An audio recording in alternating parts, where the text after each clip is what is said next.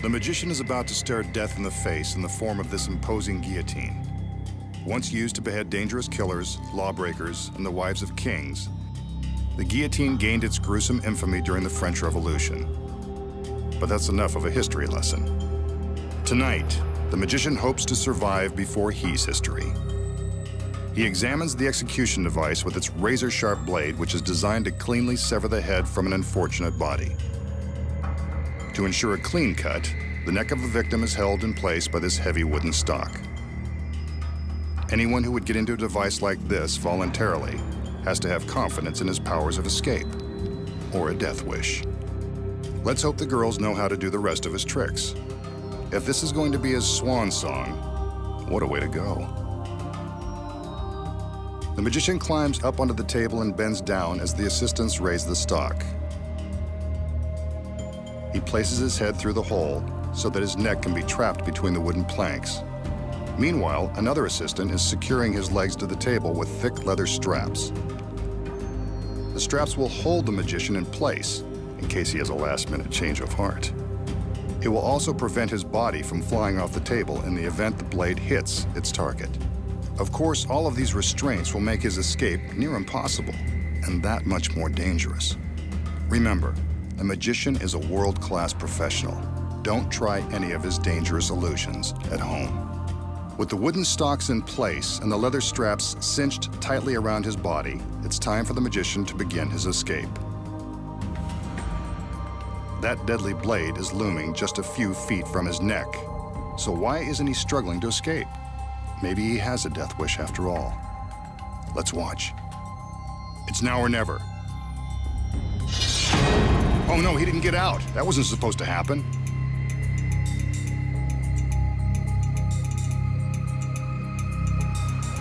This is getting more grisly by the second.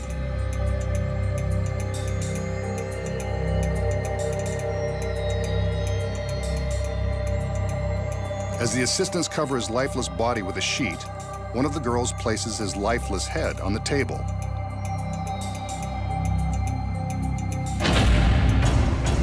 Maybe it's not so lifeless after all. And now here are the secrets. The blade is real and therefore makes this trick very dangerous to perform.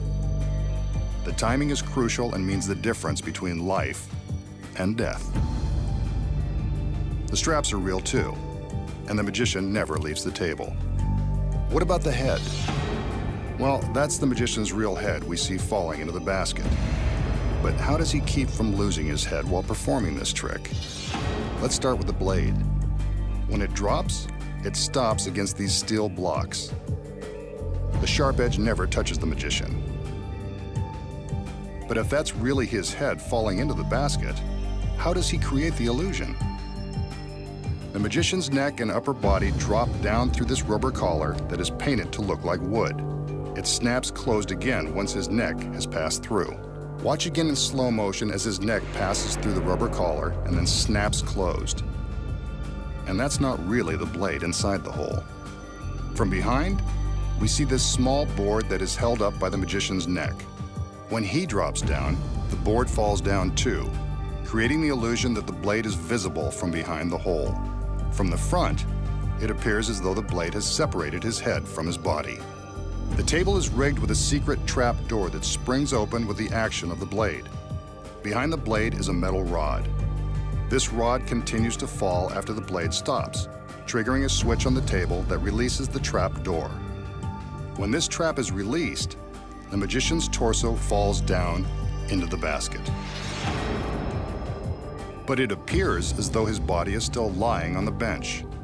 That's because hidden inside his jacket is a rigid body cast that simulates his back and shoulders. This shell creates the illusion of his body on the bench. Here's what it looks like without the jacket in place. But with the jacket on, it appears that his body never moves. But if his head isn't severed, what does the assistant take out of the basket? You guessed it. It's a fake head hidden by a mask identical to the magician's. Before the trick begins, the fake head and a red scarf are concealed in the basket out of the audience's view. After the magician drops down into the basket, The assistant simply reaches down around him and picks up the fake head and scarf and shows them to the audience. But how does this fake head magically come back to life? Of course, it doesn't. What you don't know is that the magician has an exact double. Well, almost exact. At least the mask is the same. Not only does the table have a trap door for the magician, it also has another secret. Beneath the table is a concealed hiding place for the double. She climbs in and waits patiently for her cue. She's hidden from the audience by this mirror which reflects the floor beneath the table.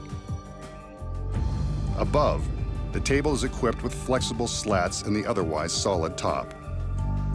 The rubber slats allow the double to pop her head up through the table. One assistant carries the fake head and scarf to the back of the table, while another girl is arranging an identical scarf around the rubber slats. While blocked from view, the assistant appears to place the head on the bench. Actually, she's walking away with it. With the slats disguised by the red scarf, all that's left for the double to do is open her eyes and give the audience the shock of their lives. And that's the secret to not losing.